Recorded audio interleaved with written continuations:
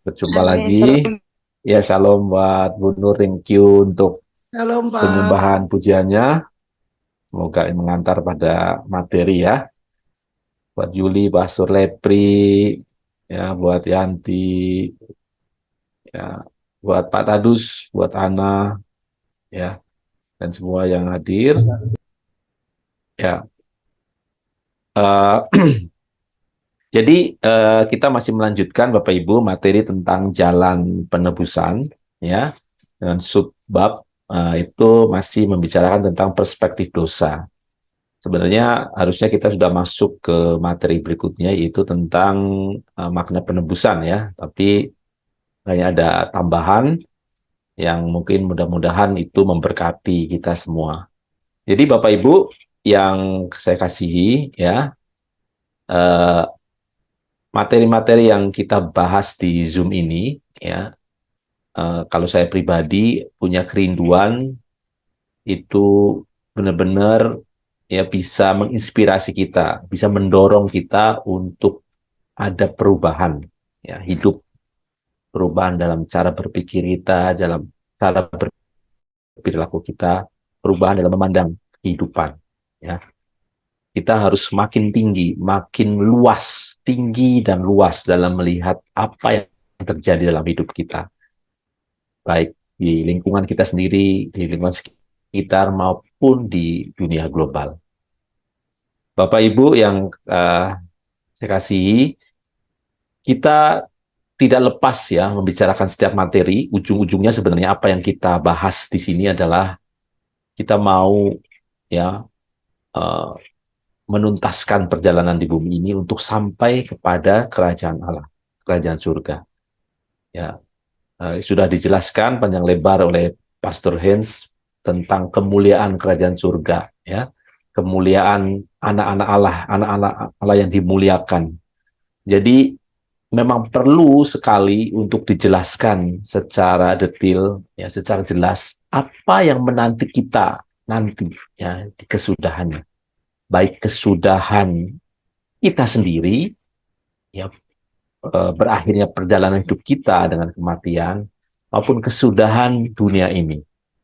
Ya, kalau kita tidak tahu apa yang menanti kita di depan, ya, maka kita dipastikan akan hidup bisa sembarangan, sembrono, bisa eh, benar-benar tidak memperhatikan apa yang kita kerjakan, lakukan setiap hari.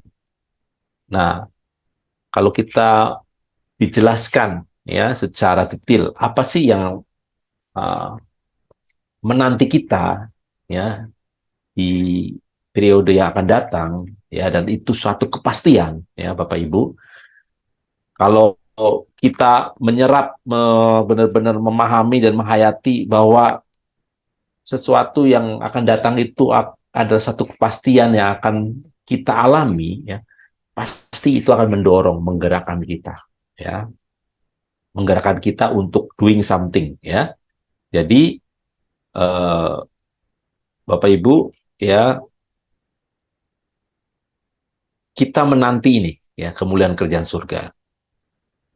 Ini sebenarnya motivasi utama ya, yang mendasari setiap tingkah laku kita ya, bahwa kita percaya hidup yang kita alami di bumi ini itu suatu kesementaraan ya.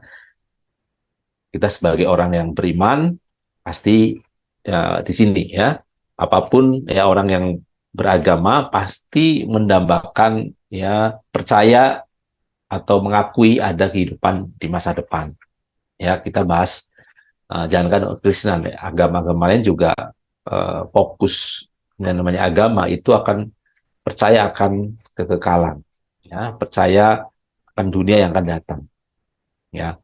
Nah, kita sebagai orang Kristen ya mempercayai hal sama, dan ini memang fokus kita.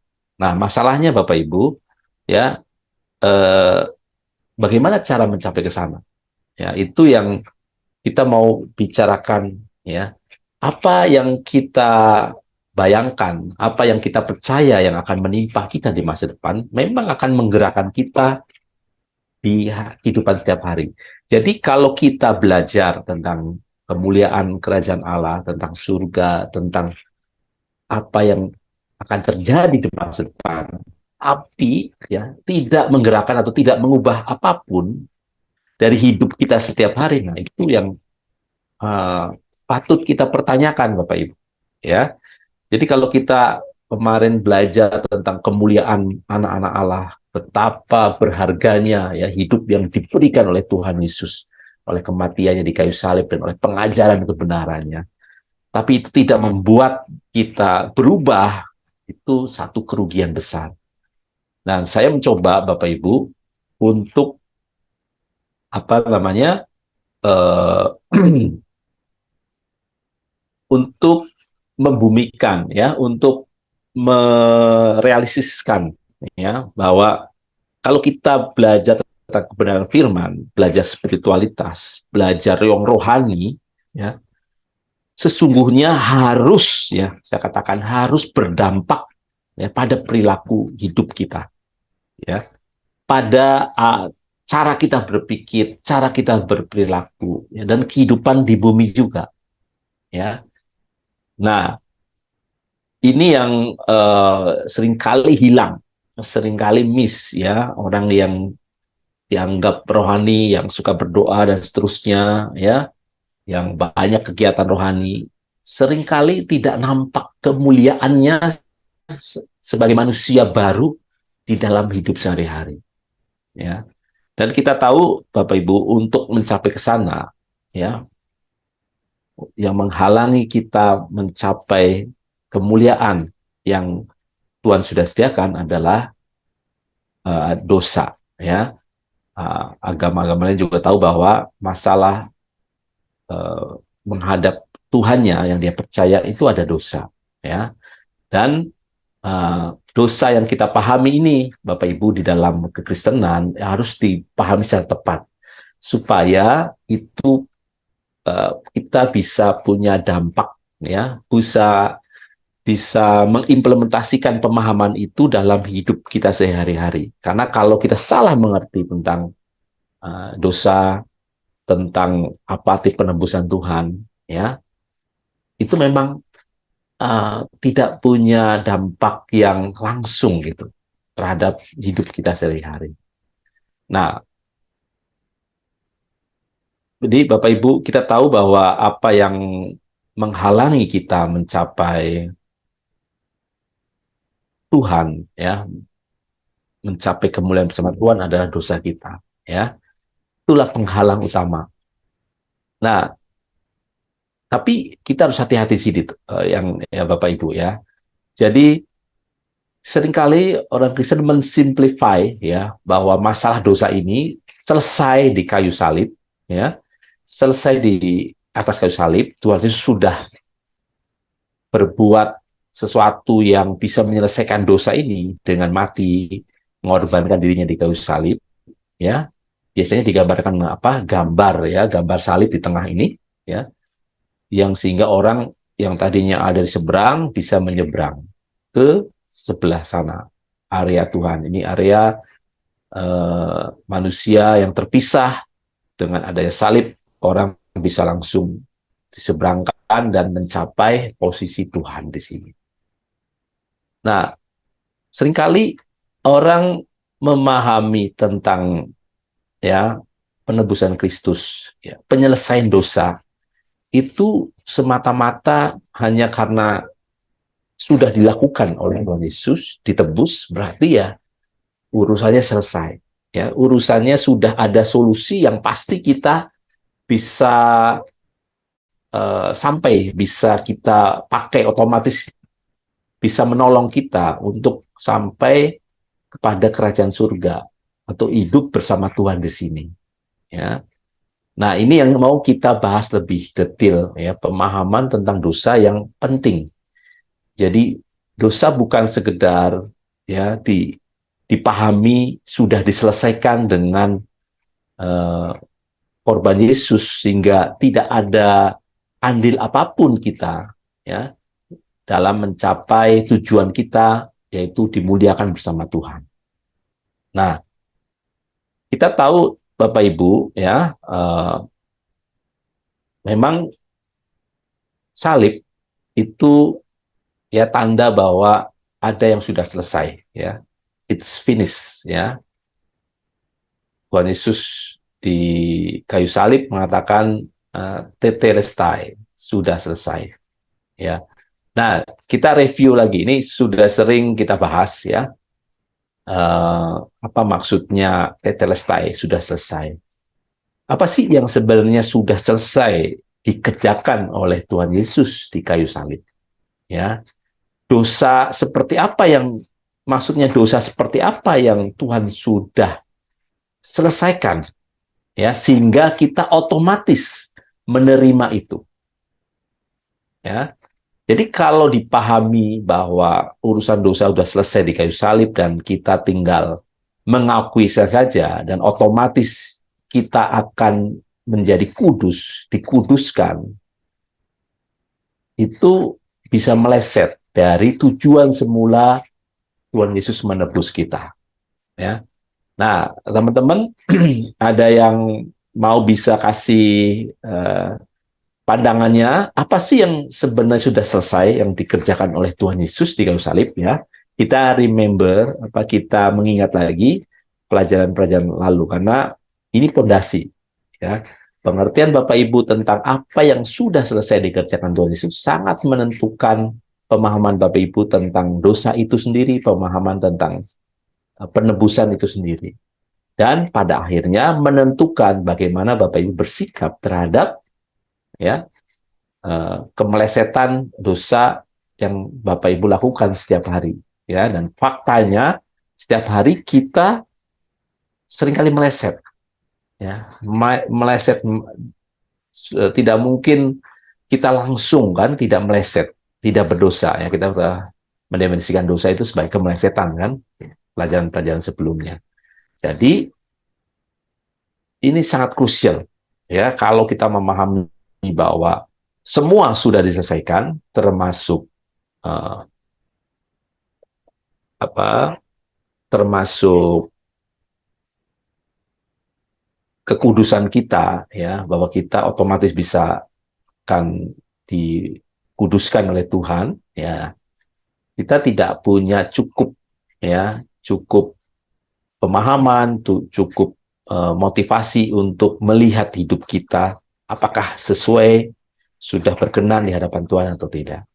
Nah, ada yang bisa men-sharingkan, ya, kita interaktif aja, kita bicara dari hati ke hati, supaya juga karena ini kelas kecil, benar-benar Bapak Ibu yang tergabung di Zoom ini tidak meleset, tidak miss gitu, satu yang penting ini.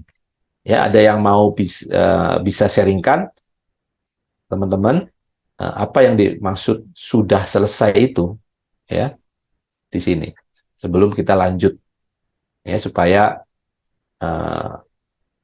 teman-teman bisa mengikuti. Ada? Ada yang uh, mau sharingkan apa yang dimaksud sudah selesai ini? Ada, teman-teman? Silakan. Buat saya sedikit Pak Anton, saya masuknya terlambat nih. Maksudnya selesai Tuhan Yesus itu udah selesai di kayu salib. Apa maksudnya Tuhan Yesus mengatakan sudah selesai, atau apa yang Tuhan Yesus sudah selesaikan di atas kayu salib? Jadi kalau menurut pendirian saya itu semua maksud sudah selesai itu dia sudah menebusin dosa-dosa manusia yang sudah berbuat dosa semua yang ada di dalam ini, kedagingan apa-apa yang udah semua udah dia udah jadi kan lebih tahu dia udah dia menderita sampai di kayu salib, menderita dipantek, diapakan, dia udah rela, semuanya udah direlakan buat dia, buat nembus seluruh dunia orang-orang yang menderita, ya, orang-orang yang membuat dosa di seluruh dunia ini. Kalau menurut saya begitu, Pak Anton. Ya, Jadinya dia bilang udah selesai lah, ya, saya. Kalau pikiran saya ya, saya masuknya terlambat sih saya. Makanya dia bilang saya sudah selesai. Jadinya ibaratnya semua yang sudah manusia lakukan di dunia ini, berbuat apa-apa udah semua ada, macam-macam lah, kedagingan semua ada, 10 perintah Allah udah dilarang semua, dia sudah lakukan, semua manusia lakukan, dia sudah tebus oleh darah Yesus yang di kayu salib itu. Maka dia bilang sudah selesailah saya. Kalau begitu, kalau sudah selesai semua, sudah kedagingan termasuk sudah diselesaikan Tuhan, berarti semua manusia bisa masuk surga ya? Oh enggak semua, enggak Oke. semua. Enggak. Bisa juga kalau udah umpama dia bertobat, dia berbuat salah, dia bertobat, bisa masuk surga, bisa. Suatu Hmm. saat dia kan dia bersalah nih, dia minta minta ampun, dia tahu salah, dia mungkin digerakin sama Tuhan yang isi hati nurani dia, saya nggak tahu, dia minta ampun, bisa masuk surga, bisa. Oke, Kalau menurut saya. Oke, terima kasih Pak Daniel. Ya, ada yang lain? Eh, apa yang maksud sudah selesai? Tetelestai, it's finished. Ya,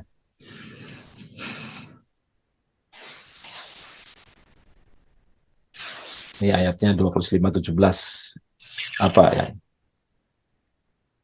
Ya, Bunur, silakan. Ya, shalom Pak. Ya, Sorry di Wan. sini rame. Jadi saya pakai headset. Ya, sudah selesai di sini adalah Yesus telah mengalahkan maut. Ya, Yesus telah mengalahkan maut.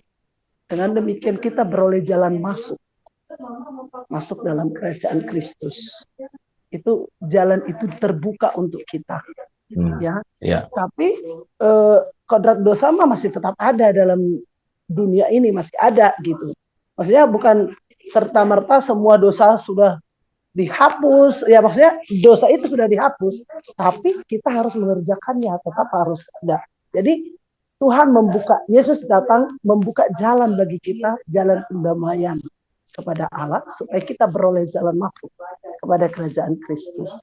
Jadi sudah selesai, di situ adalah Kristus telah mengalahkan maut, ya, artinya semua kesempatan diberikan kepada kita untuk bisa bertemu dengan Tuhan, untuk bisa masuk dalam kerajaan Kristus. Tapi kita sebagai orang yang meresponi, harus betul-betul meresponinya, kata sudah selesai. Terima kasih Pak. Ya, thank you Bunur. Nah, Bunur sudah ya mengatakan satu hal ya, yang sudah selesai menebus dosa ya, tapi yang belum adalah kodrat dosa ya. Kodrat dosanya belum selesai. Nah, ada kata kodrat dosa. Jadi ini yang saya mau masuk di malam ini tuh materi tentang kodrat, yang dimaksud kodrat dosa itu apa gitu ya. Kodrat. Tadi memang betul Bapak Ibu ya.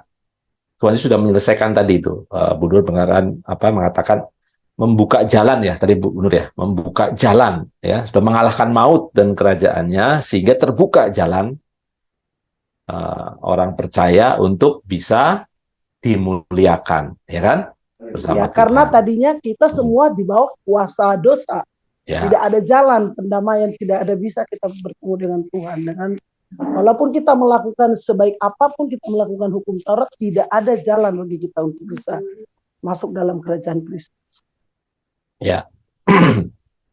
Sedikit saya mungkin tambahkan Pak. Ya. Jadi pengertian dari it is finished, sudah selesai, itu bahasa Yesus kepada Bapa. Tugas yang diberikan Yesus itu selesai artinya bahwa manusia ini dalam perbudakan ya, jadi ada kata budak, kita ini budak dosa dulu, harus benar-benar kuat di kata budak dosa. Kita ini dulu budak dosa, kita nggak punya kuasa untuk melakukan kebenaran, nggak bisa. Itu namanya budak dosa. Diperbudak dosa itu satupun kekuatan kita untuk berbuat baik tidak bisa karena sudah diperbudak dosa. Makanya kita dalam dalam penjara. Ada dulu digambarkannya kita dalam penjara. Nah, Yesus datang membuka penjara itu. Sehingga kita keluar dari penjara itu atau keluar dari perbudakan dosa. Sehingga Yohanes 1 ayat 12 di situ dikatakan, siapa yang percaya kepada Yesus, dia beri kuasa. Artinya exousia, artinya dia punya kuasa untuk berkata tidak lagi terhadap dosa. Kalau dulu, sebelum Yesus datang, sebelum Yesus selesaikan di atas kayu salib, manusia nggak bisa, tetap aja berbuat dosa. Gak ada kekuatan untuk bisa berbuat benar. Nah, ketika Yohanes 1 katakan bahwa semua orang yang menerima Yesus dan percaya diberi kuasa, itu exousia, itu artinya salah satunya adalah kuasa untuk bisa berkata tidak lagi terhadap dosa. Tetapi manusia masih bisa jatuh dosa. Nah, tadi nyambung Bu Nur bilang, ya, Bu Nur bilang bahwa yang diselesaikan Yesus itu dosa yang dulu perbudakan dosa, tetapi kodrat dosa yang di dalam kita itu tidak selesai. Kenapa nggak selesai? Karena kita masih punya keinginan-keinginan. Kita masih ada dalam tubuh dosa. Roma 8 ayat 7, sering juga disampaikan mentor kita Pak Hens, ya. Roma 8 ayat 7 itu bahwa keinginan daging tidak pernah tunduk kepada hukum Allah. Itu di situ dikatakan tidak mungkin baginya. Coba ingat itu Roma 8 ayat 7 baca, ya. Bahwa tidak mungkin baginya, maksudnya tidak mungkin bagi daging ini tunduk kepada hukum Allah. Itu yang disebut kodrat dosa dalam daging ini tidak selesai. Tidak diselesaikan, tidak selesai dengan karya salib Yesus. Yang diselesaikan itu perbudakan dosa. Kita dulu diperbudak dosa. Nah, tetapi ketika Yesus mati di atas kayu salib, it is finished, selesai, artinya kita tidak diperbudak dosa lagi. Kita bisa berkata, say no to sin. Berkata tidak terhadap dosa. Itu tambahan dari saya, Pak. Terima kasih. Ya, thank you Pak Lepi. Jadi ini sudah sering ya dibahas ya.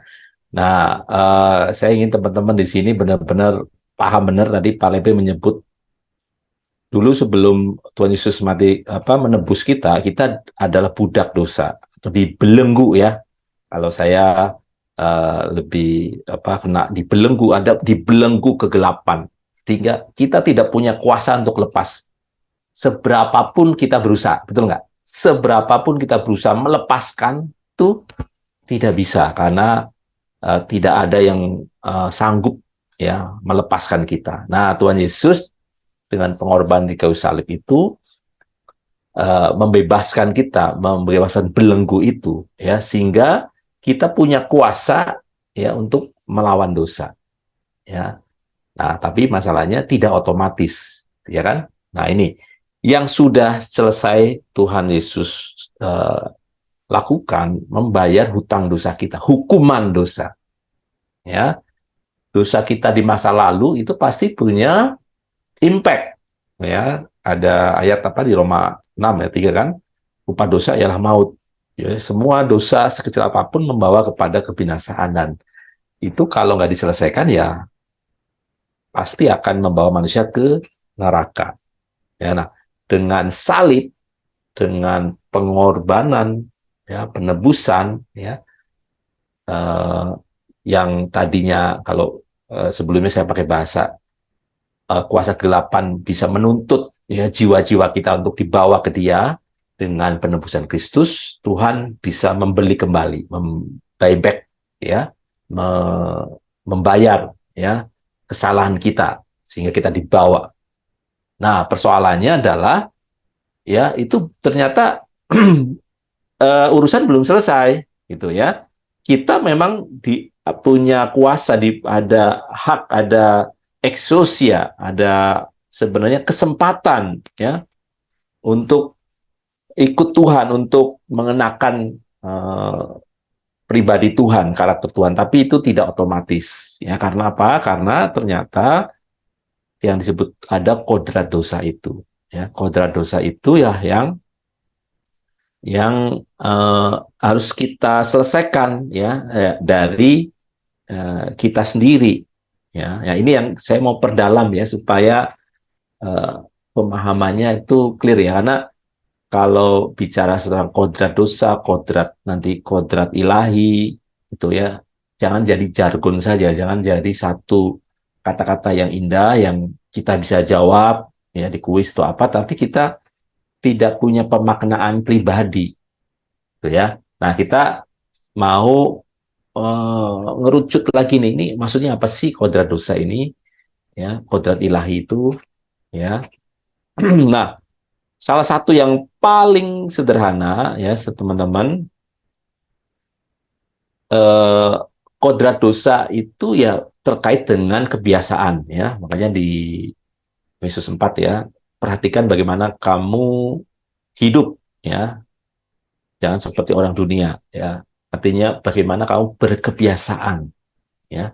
Kebiasa dosa sudah diselesaikan Tuhan dalam konteks hukuman dosa, tapi kebiasaan dosa itu eh, apa namanya tidak tidak otomatis ya.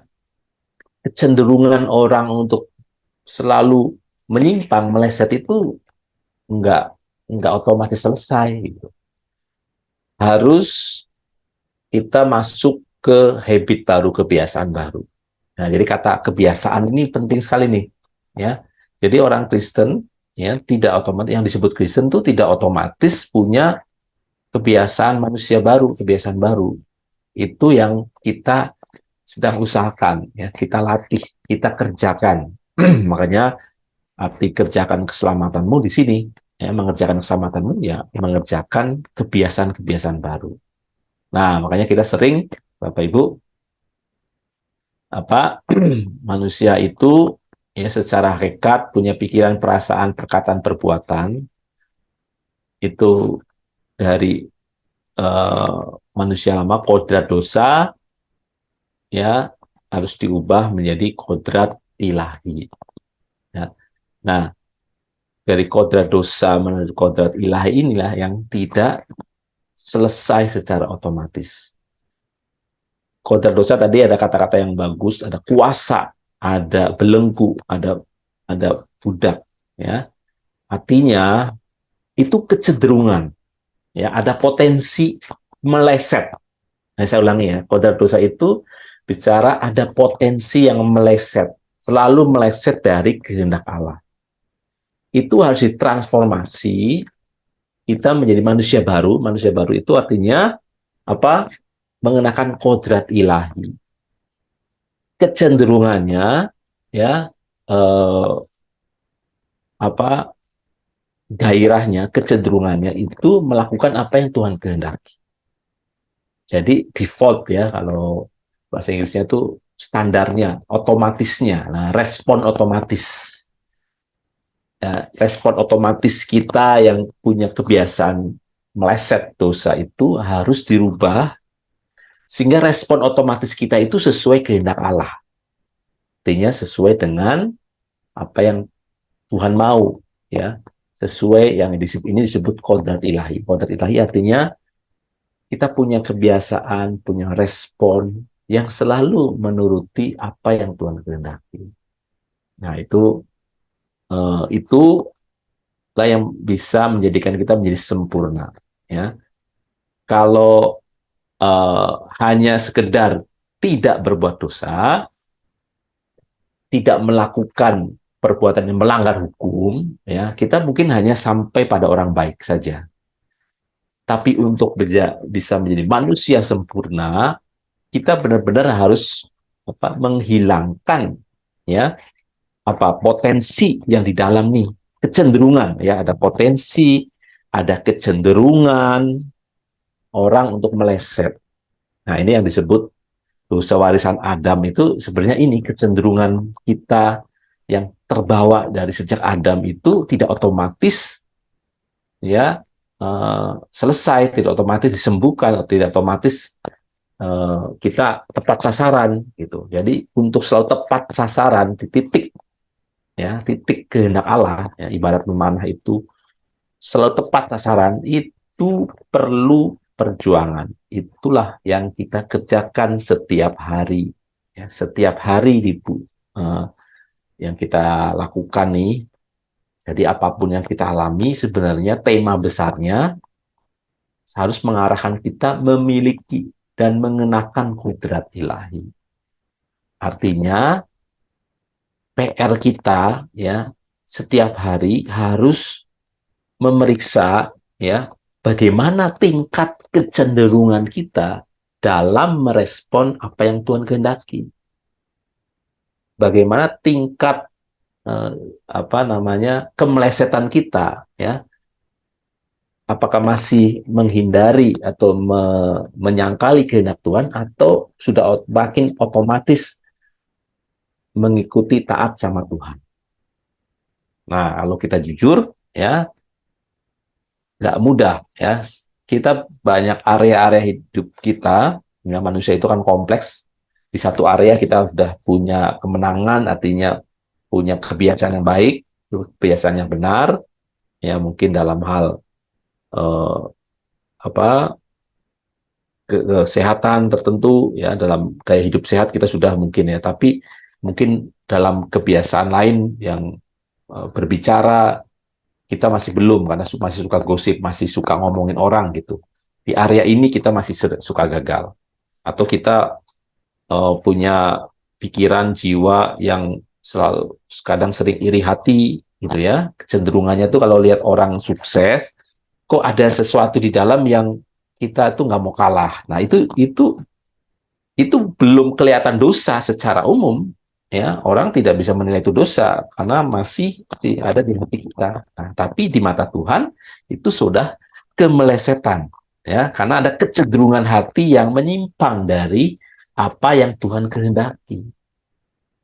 Ya, nah ini kan ada dua ya, yang tadi Pak lebih bahas ya di Roma 7:8 itu bicara ya pergumulan antara hidup di bawah kuasa dosa dan di bawah kuasa Allah, kuasa ilahi.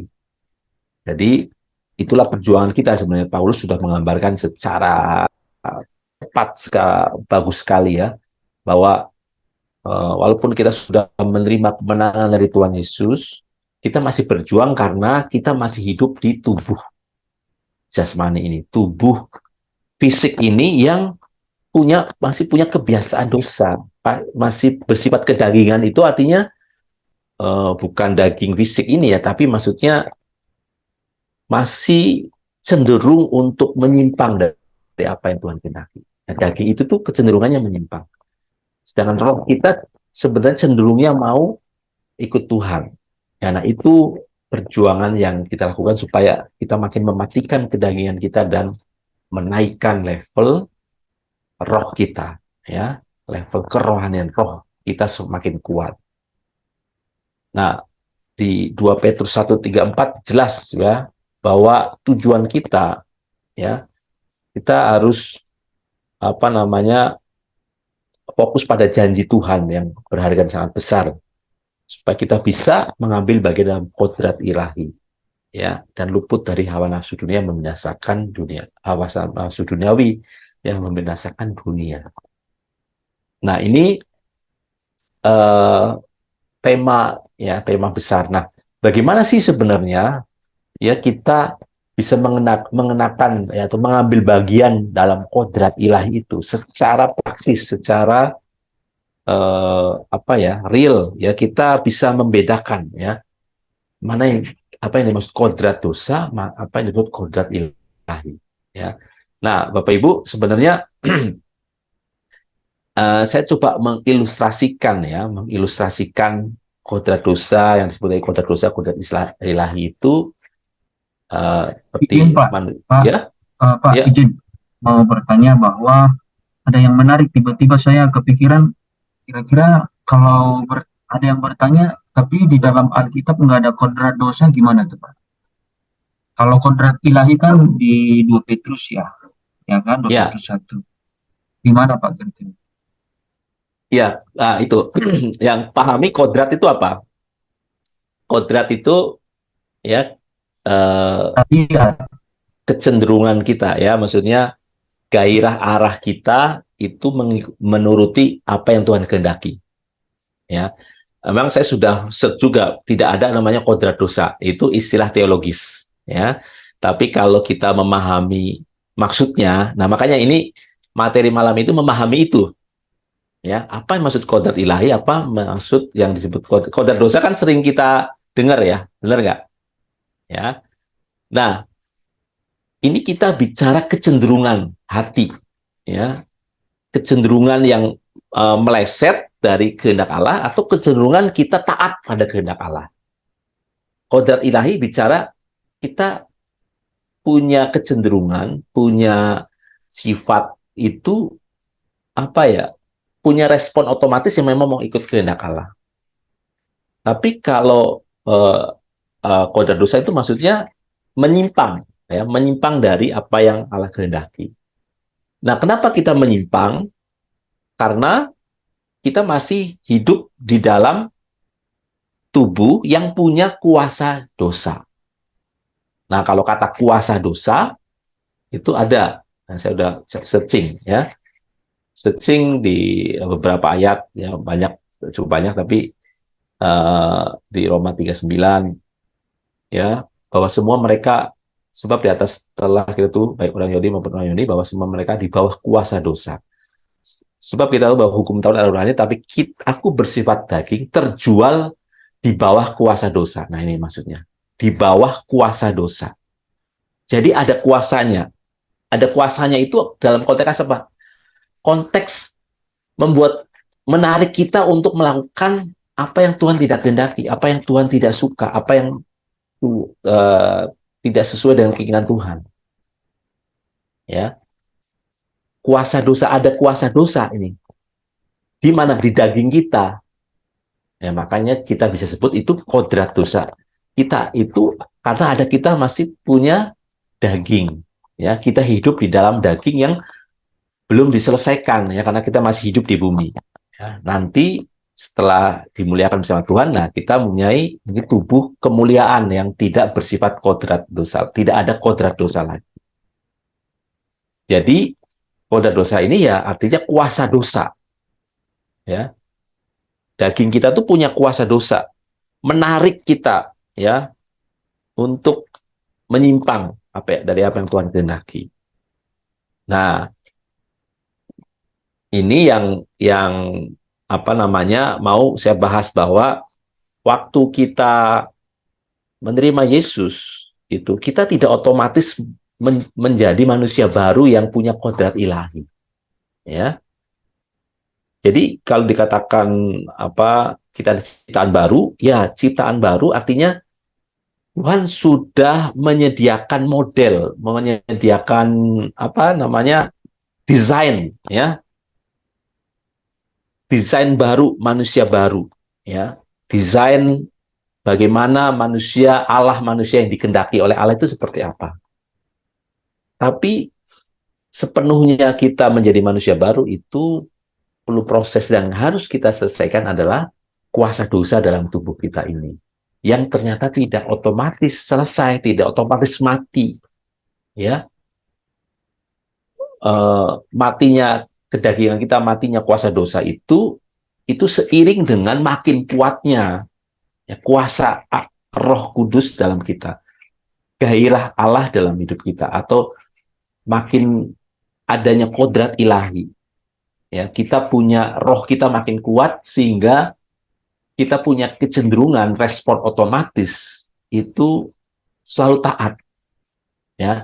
Jadi Bapak Ibu, yang saya pahami nih, yang akhir-akhir ini saya punya kesadaran, ya, kita benar-benar bisa membebaskan diri kita dari perbuatan dosa itu memang bukan dengan perjuangan yang dengan kesadaran, selalu dengan kesadaran gitu ya. Selalu alert, wah ini dosa bukan ya, dosa bukan ya. Dengan melihat peraturan, wah ini saya melakukan ini sesuai hukum Tuhan tidak, sesuai hukum Taurat tidak, ini dosa atau tidak, ya. Jadi kadang-kadang kalau lupa, ya, melihat hukum tertulis, akhirnya kita meleset melakukan. Tapi yang kita kerjakan, ya, keselamatan kita, yang kita kerjakan dalam kekristenan kita, itu menjadikan, ya, kita itu manusia baru, artinya kita punya respon otomatis untuk selalu melakukan apa yang Tuhan kehendaki, selalu bisa taat. Jadi pada satu titik ya, kita bisa mencapai state, bisa mencapai sikon, situasi di mana tidak mungkin kita meleset lagi dari apa yang Tuhan kehendaki. Jadi contohnya gini ya, respon otomatis itu. Kalau Bapak Ibu ketemu uang ya di jalan gitu, dan orang tidak ada yang tahu gitu ya, di jalan tuh, waduh, ketemu sekelompok sekepas yang sekelompok orang uang ya. Ya kalau cuma 100-200 ribu, teman-teman mungkin bisa, udahlah cuma 100 ribu. Coba ada 10 juta atau 100 juta gitu ya. Kan 100 juta, 200 juta gitu. Atau 1 M misalnya. Nah, itu mulai kelihatan tuh ya, kuasa-kuasa yang ada dalam kita ini ya. Kalau kita belum menang ya, masih ada kuasa dosa yang kuat ya, pasti terpikir untuk mengambil itu karena ada keuntungan ya, dibanding dengan bahayanya mungkin lebih ya untung gitu. Tapi kalau kita sudah dipenuhi oleh kuasa Roh Kudus, kita eh, punya kecenderungan ya, karena setiap hari ditimpa oleh kebenaran yang menggeser pola pikir kita ya, menggeser mindset kita untuk hidup kudus, itu akan otomatis tidak terpikir sedikit pun untuk mengambil menjadi milik kita. Pasti yang satu kepikiran apa? Kita akan coba mengembalikan ke siapa pemiliknya. Ya, itu bisa kita lihat dari sini yang disebut respon otomatis itu seperti apa. Nah, jadi yang kita mau selesaikan ya, bagaimana jiwa kita, hidup kita ini ya makin punya respon otomatis ya terhadap apa yang kudus, apa yang berkenan di hadapan Tuhan. Tanpa benar-benar kita bergumul, berjuang, susah payah gitu. Ya, pada satu titik. Di awal mungkin ada perjuangan, kita sering meleset, ya. Tapi sebenarnya satu titik, karena ini soal gairah, soal kecenderungan hati, itu ternyata bisa untuk disetting makin lama itu makin otomatis ikut Tuhan, ikut kehendak Tuhan. Nah, saya ibaratkan begini, teman-teman ya. Jadi menjadi manusia lama ke manusia baru, ya, itu bukan sesuatu yang otomatis. Nah, kita lihat gambar di sini ya. Jadi waktu kita belum ditebus, waktu kita belum menerima Tuhan, ya kita ada manusia lama, ya, manusia lama. Tapi begitu kita terima Tuhan, kita kan ada benih, ya, benih ilahi, ya, itu cikal bakal manusia baru. Tapi di awal, ya, manusia lama itu masih mendominasi, ya. Seringkali yang kita lakukan, kita tidak sadar bahwa itu manusia lama kita, karena menyatu, ya, menyatu, ya. Tapi seiring kita belajar firman, kita membangun hubungan dengan Tuhan, kita menyelami karakter Tuhan, ya, kita mulai peka terhadap gejolak hati atau yang kita kerjakan, yang kita lakukan itu kita mulai peka. Oh, misalnya kalau paling gampang itu, ya, kalau sebelum kita mendalami firman, ya, kalau di jalan gitu ya, misalnya naik mobil, ada yang motong gitu ya, dulu mungkin respon otomatis kita buka kaca jendela dan memaki orang yang memotong itu, ya, atau bahkan kalau motong kita kejar gitu, ya. Tapi waktu kita berjalan, ya, ikut Tuhan, ikut belajar kebenaran, dipenuhi, itu tiba-tiba kita punya kesadaran, oh, kita bisa mendeteksi nih ada kecenderungan untuk seperti itu, ya, kita bisa mendeteksi. Nah, seringkali masih kelolosan, artinya kita melakukan dulu baru sadar, ya. Nah, lama-lama itu makin kuat, ya, makin kuat. kita makin peka mendeteksi, sehingga kita benar-benar melihat di dalam diri kita memang seperti ada dua pribadi ya, seperti ya, kita bisa melihat sosok manusia lama, ya, sosok manusia lama. Nah, kalau saya ilustrasikan itu seperti ini, teman-teman, ya, Bapak Ibu semua ya. Jadi waktu kita mulai terima Tuhan Yesus awal dan belum banyak dipenuhi firman, pasti masih dominan manusia lama. Ya, tapi sudah ada benih ilahi. That's why ya Bapak Ibu, kita melihat kan yang namanya orang Kristen ternyata tidak otomatis dia perbuatannya seperti yang Tuhan lakukan ya, perbuatan yang baik, yang benar gitu kan. Banyak orang Kristen ya kelihatan mungkin bertobat sungguh-sungguh, tapi kok kebiasaan sifat perilakunya kok masih nggak mencerminkan karakter Kristus ya, karena manusia lamanya itu masih kuat ya mendominasi. Tapi ada benih ya, benih kesadaran ilahi yang mulai masuk di hati kita. Dan seiring waktu ya, Bapak Ibu, seiring waktu dengan apa? Dengan kebenaran firman ya, benih ilahi ini, benih manusia rohani ini, manusia baru ini itu bertumbuh. Ya, diberi makan rohani, diberi makan firman akan makin kelihatan, makin membesar, makin memisah, bisa punya kesadaran baru, punya kesadaran. Ya, manusia baru ini mulai punya kesadaran, mulai bisa mulai memisahkan dengan manusia lama. Ya, mulai di fase ini tuh kita sering terkaget dan sadar, oh kok saya melakukan ini ya? Kok saya tiba-tiba ada orang beli mobil baru, kok saya jadi iri ya? Gitu. Atau ada orang yang di kantor gitu ya, sebenarnya kita orang lama gitu, tiba-tiba ada anak baru sudah sering dipanggil bos, sering dipanggil atasan, sering jadi pusat perhatian. Kok kita kok merasa iri ya? Kita kok merasa tersaingi ya? Nah, kita mulai mendeteksi itu, ya, mulai bisa mendeteksi itu. Sampai terus kalau kita berjalan terus ya dalam firman kebenaran, dalam kebenaran-kebenaran yang memberi makan manusia baru kita, manusia roh kita itu, maka kita akan bisa memisahkan ya manusia lama kita. Jadi prosesnya tidak otomatis, ya, tidak sama sekali tidak otomatis. Ya. Jadi proses manusia lama, manusia baru, manusia lama yang punya kodrat dosa menjadi manusia baru yang punya kodrat ilahi, itu perjalanan seumur hidup kita. Ya.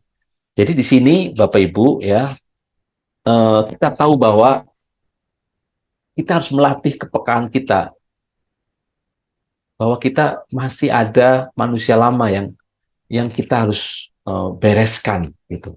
Ya, kita harus bereskan. Nah, seiring pertumbuhan iman kita, pertumbuhan rohani kita dengan asupan firman, kebenaran, itulah yang akan menguatkan manusia roh kita. Ya, manusia baru kita makin bertumbuh. Kita makin peka. Ya. Kita tidak bisa seketika gitu. Setiap orang punya timing, punya perjalanan waktu sendiri ya untuk ini, untuk bisa membedakan ini. Coba nanti Bapak Ibu perhatikan deh, ya, setiap ada rangsang, setiap ada peristiwa tertentu gitu ya, lihat gerak hati ya. Kadang-kadang ya dalam situasi tekanan tertentu ya masih muncul yang merespon keluar itu manusia lama kita ya. Kita kemarin bahas ada namanya topon ya, itu pijakan dosa, landasan dosa ya. Ada istilah saya kemarin apa ya? Ada apa? Pangkalan. Pangkalan. Aduh, lupa. Saya sendiri lupa. Pangkalan dosa. Pangkalan itu bukan pangkalan ojek ya. jadi nah ya saya Pangkalan gitu. Ya. Pangkalan. Jadi kita ini ya masih punya banyak pangkalan. Jadi begitu terima Tuhan Yesus, apa itu pangkalannya nggak otomatis dihilangkan sama Tuhan. Yang pasti kita terima ada benihnya. Kita punya hak, punya kuasa sebenarnya. Tapi kita harus berlatih memakai kuasa itu. Seiring dengan kebenaran firman yang kita serap. Ya. Jadi gini, tidak mungkin orang Kristen menjadi dewasa kalau tidak belajar firman. Itu hampir mustahil gitu. Tidak mungkin. Lah dari mana? Dia punya pengetahuan, dia punya pemahaman untuk membedakan ini manusia lama, manusia baru dari mana? Coba kalau nggak ada firman Tuhan. Betul nggak? Ya kan? Betul sekali, Pak. Betul sekali. Iya, jadi eh, kalau hanya ya pokoknya kita hidup baik saja, pokoknya udah nggak nyakiti orang gitu. Ya firman ya pokoknya kan yang penting hidup baik gitu. Jadi males dengerin khotbah pendeta karena ya pasti kan diajar semua khotbah itu pasti ngajarin berbuat baik kan ya sudah saya berbuat baik aja gitu. Ya. Tapi firman Tuhan itu kan ada ayatnya ya Pelepri ya itu eh, bisa membedakan jiwa dan roh apa menembus sampai Ibrani dalam. 4:15. Nah, ya Pak, gimana? Ibrani 4:15. Bunyinya gimana Pak?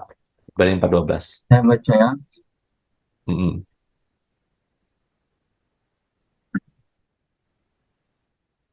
Sebab firman Allah hidup dan kuat dan lebih tajam daripada pedang bermata dua manapun. Ya, berbagai. Ia menusuk amat dalam sampai memisahkan jiwa dan roh, sendi-sendi dan sumsum. Ia sanggup membedakan pertimbangan dan pikiran hati kita. Nah, itu ayat buat ini, gambar ini sebenarnya saya lupa nih. Saya tambahin Ibrani 4 ya, ayat 12 ya. Iya, Ini Pak. ini ya untuk bisa membedakan manusia lama baru ini, untuk kita bisa memisahkan, itu perlu firman sebagai pedang. Ya, bisa memisahkan ini. Nah, masalahnya memang harus firman yang murni. Ya, kalau firmannya juga tidak murni, artinya kebenaran yang kita terima itu tercampur dengan kebenaran lain ya dari filsafat dunia yang seakan-akan baik, tapi sebenarnya bukan firman Tuhan. Nah, itu di pedangnya jadi tumpul. Ya. Terus yang kedua, setelah kita terima firman, ya, kita harus melatih kepekaan lewat doa, lewat pergaulan intim dengan Tuhan, lewat doa. Ya, doa itu kan sebenarnya persekutuan kita, ya kan? Hubungan kita merefleksikan hubungan kita dengan Tuhan. Jadi dua, firman dan doa. Itu maksudnya ini. Firman itu bisa membedakan, kita bisa melihat perbedaannya, karena itu ada pedang yang membedakan sampai ke sumsum, ya, baik jiwa dan roh. Doa, keintiman, hidup dalam hadirat Allah, itu yang memberikan energi, tenaga kita untuk kita bisa memisahkan. Jadi kadang-kadang kita tahu, ya ini salah, tapi kita nggak punya kuasa untuk lepas dari situ. Ya, jadi kita ngerti firman, belajar firman, tapi kalau tidak cukup doa yang benar, ya nggak punya kuasa sama aja. Jadi hidup dengan makin belajar firman harus disertai dengan kita doa intim dengan Tuhan. Karena lewat doa yang benar, membangun keintiman dengan Tuhan, itu sebenarnya kita sedang menyerap ya hadirat Tuhan, menyerap kuasa Tuhan, menyerap energi Tuhan, supaya kita bisa memisahkan nih manusia lama dan manusia baru ini nih, ya. Karena ini nggak otomatis. Sampai akhirnya kita benar-benar yang tersisa di diri kita itu manusia baru. Manusia lamanya sudah dimatikan atau semakin kecil kuasanya. Nah, ini adalah proses yang gradasi, ya, tidak langsung, tapi sedikit demi sedikit. Ya, Bapak Ibu bisa mulai memperhatikan, ya, tahun kemarin dengan sekarang, dengan setelah ikut Zoom, dengan kebenaran-kebenaran murni yang diseringkan di Zoom ini, mulai peka nggak, mulai bisa membedakan nggak? Ya, di mana saja, di lingkungan keluarga, di lingkungan masyarakat, lingkungan kantor, atau mungkin di lingkungan pelayanan kita, ya, kita kalau melihat ada orang gosipin gitu ya, ngatain orang gitu. Dulu mungkin kita asik gitu ya. Kita nggak ikut sih ngomongin ya, tapi mendengar gosip orang ya, ngomongin orang apalagi ngomongin pemimpin itu kita menikmati juga gitu ya. Dan bandingkan dengan sekarang apa kita mulai ada rasa jengah gitu ya. Ngomongin dengerin orang ngomongin orang lain yang belum tentu benar gitu ya.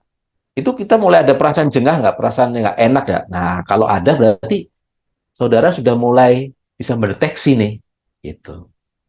Tapi kalau masih ya, masih menikmati, nah dipertanyakan nih Bapak Ibu tuh manusia barunya bertumbuh nggak nih?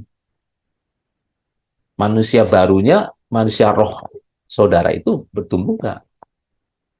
Atau jangan-jangan memang benih yang saudara terima karena selamatan di Tuhan, karena saudara menerima Yesus, itu seperti talenta yang dikubur ya lewat perumpamaan talenta itu, yang diberi satu dikubur. Nah itu saudara seperti itu kalau tidak mengembangkan kepekaan ya, dapat firman yang baik tapi cuma disimpan aja, tidak dikembangkan, sehingga saudara masih pakai cara hidup yang lama. Nah, jadi Bapak Ibu ya, bicara mengenai dosa, sekali lagi itu kaitannya sangat batiniah ya, bukan hanya yang kelihatan kasat mata ya. Pengalaman saya pribadi ya, konsep ini tentang perubahan manusia lama manusia baru itu saya mulai menyadari karena gini, saya banyak ada pengalaman ya, kalau ketemu orang sekarang ini dengan ngobrol eh, setengah jam apa, saya tuh kadang dapat impresi, wah ini nggak bener nih ya.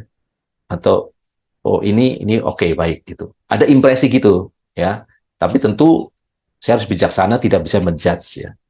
Biarlah waktu yang membuktikan. Dan seringkali ya, kalau saya mengabaikan itu, ya kadang-kadang saya mengabaikan karena oh nggak boleh dong berprasangka buruk gitu ya. Itu kejadian. Benar, makin makin presisi gitu. Karena apa? Karena yang bermain manusia roh kita ya.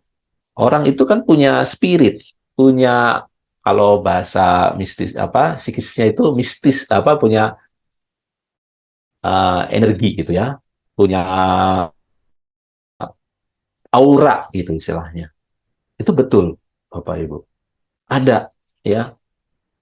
Kalau rohnya jahat ya, nuraninya jahat, itu memang punya aura, punya, nggak kelihatan tapi manusia roh kita yang bisa merasakan.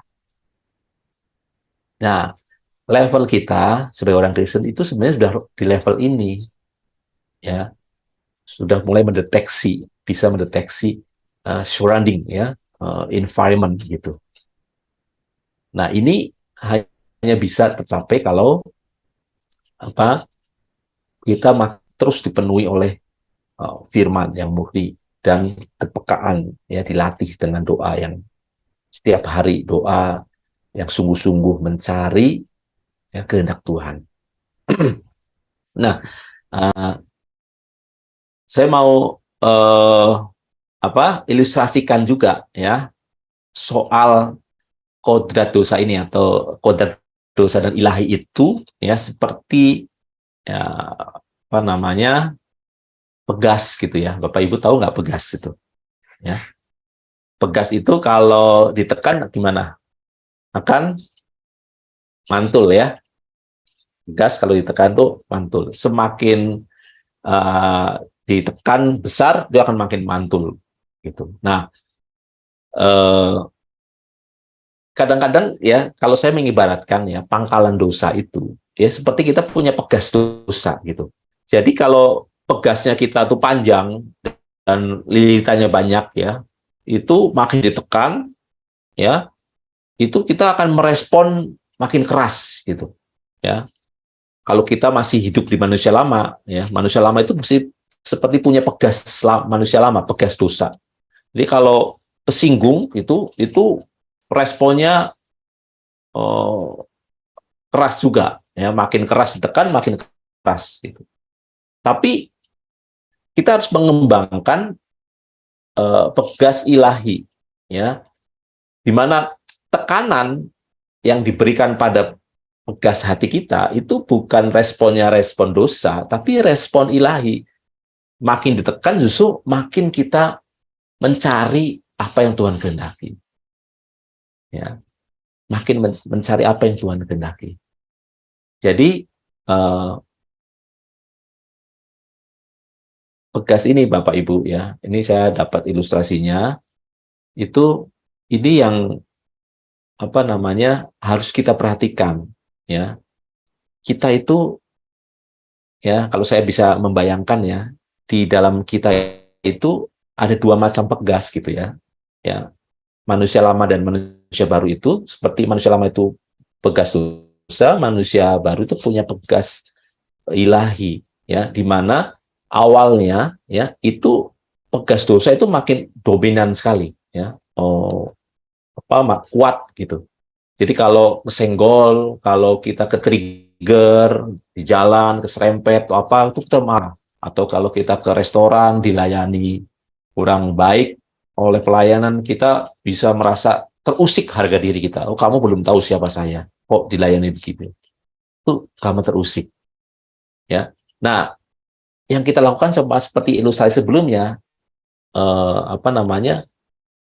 kita harus makin mematikan manusia lama, mematikan pegas dosa kita, dan menaikkan, menguatkan pegas rohani kita, pegas ilahi kita. Jadi pegas dosa kita harus makin peka, karena setiap tindakan kita itu pasti berawal dari ada pangkalan, ya, ada pangkalan, dan pangkalan ini konteks, Bapak Ibu.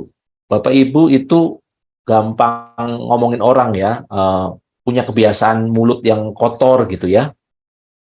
Itu nggak terjadi karena 1-2 peristiwa atau 1 tahun 2 tahun gitu. Itu terjadi akumulasi banyak hal gitu. Itu seperti lilitan, ada lilitan dosa yang kalau kita ada di environment dan membiasakan kebiasaan buruk itu makin kuat gitu. Nah, ini tidak bisa otomatis. Kita harus mengurai satu-satu ya. Istilahnya harus makin menghilangkan lilitan-lilitan dosa itu. Ya. Dengan kepekaan yang kita bangun setiap hari, kita harus mendeteksi nih, ini lilitan dosanya banyak banget nih. Sehingga pegasnya makin kuat. Itu harus dipotongin satu-satu. Dipotongin satu-satu sehingga kita makin setiap peristiwa ya, kalau kita on the track ya, setiap peristiwa yang Tuhan izinkan, misalnya kita punya pegas kesabaran itu sangat rendah gitu ya, atau gampang marah kita punya kebiasaan emosional marah gitu ya, kita harus mengurai ini kenapa bisa marah ini. Setiap peristiwa yang Tuhan izinkan itu kita harus menyusutkan ya pegas itu sehingga makin jarang, lilitannya itu makin jarang gitu, makin kecil gitu, sehingga kalaupun ditekan makin tidak kuat gitu ya.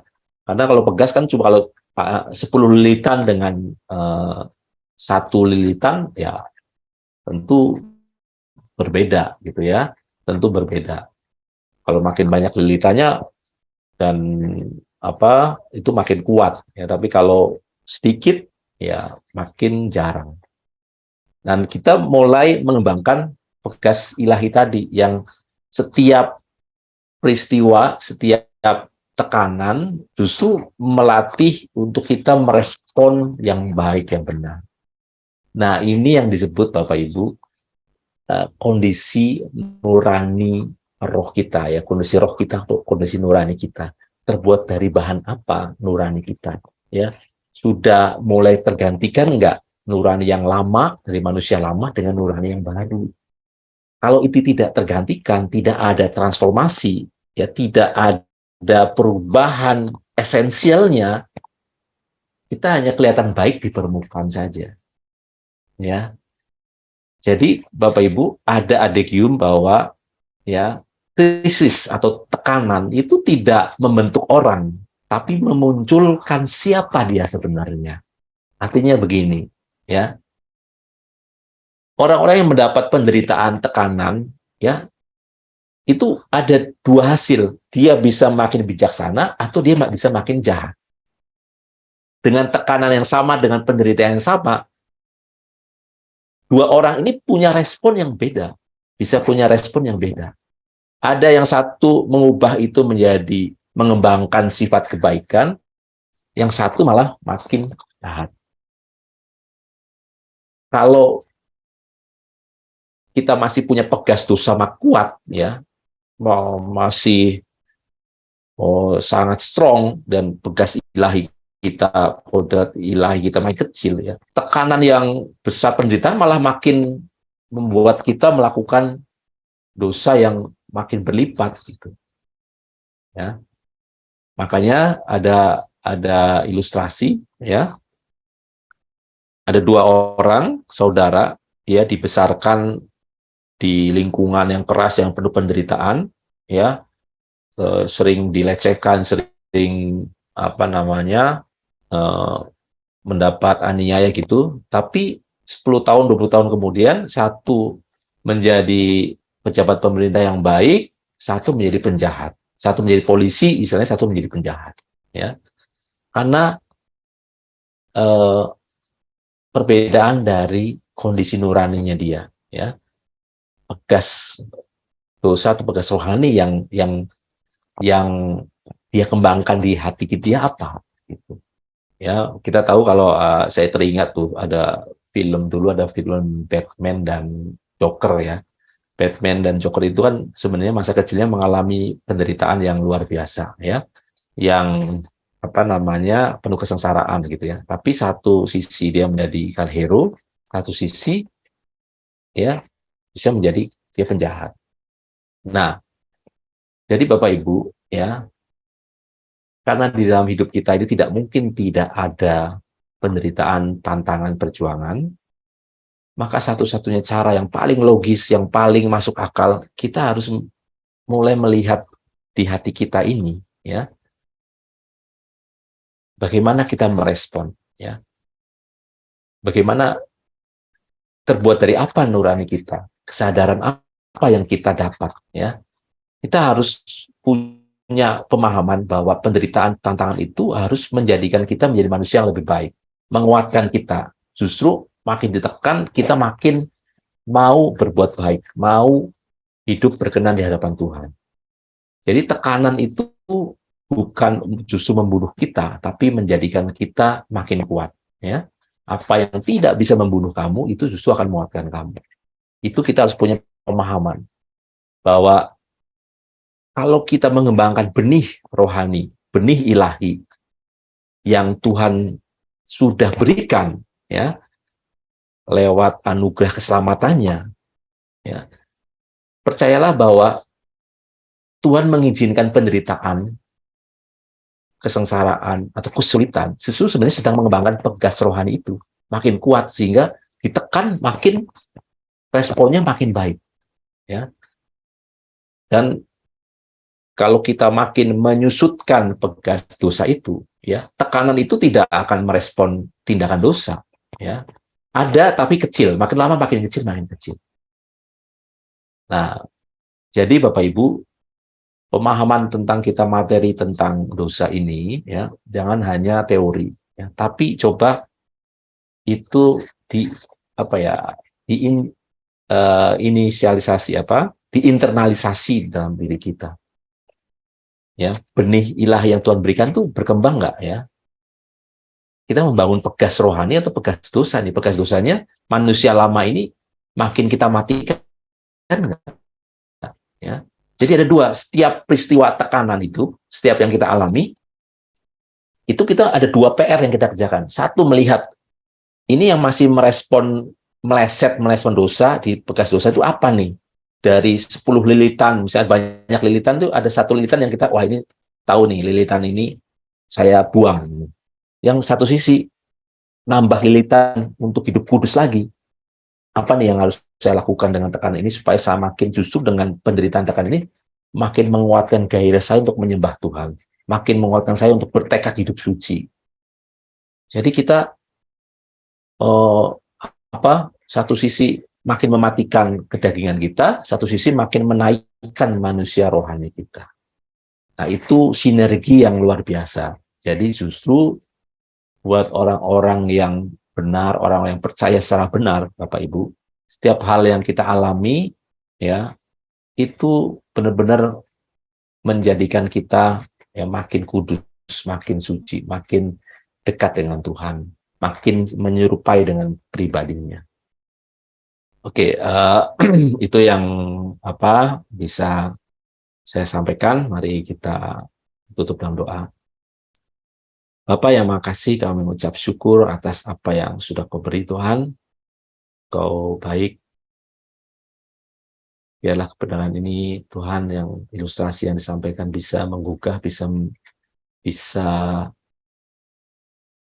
menjadi menggelitik hati kami, bisa kami tersadarkan untuk kami mau meneliti, mau peka terhadap suara-Mu Tuhan. Makin peka menelisik hati kami, Bapa. Syukur Tuhan, apa yang sudah Kau beri, kami serahkan semua dalam tangan-Mu Tuhan. Yang kami serahkan hanya dalam nama Yesus, Tuhan dan Selamat kami percaya berkata, amin. Amin. Amin. Amin. Amin. Amin. Amin. Amin.